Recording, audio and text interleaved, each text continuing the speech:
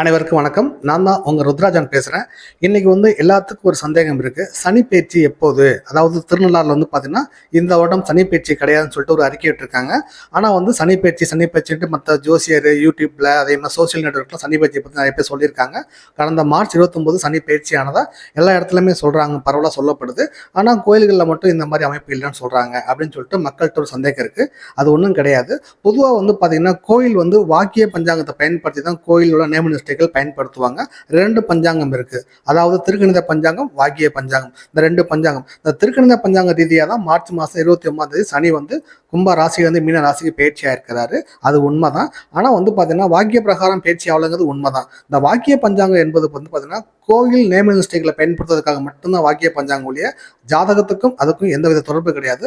யாருமே அதை பற்றிய சந்தேக விழிப்புணர்வு வேண்டாம். அதை பற்றி கவலைப்படவும் வேண்டாம். சனி உண்மையிலே பயிற்சி ஆகிட்டார்னா. நன்றி, வணக்கம்.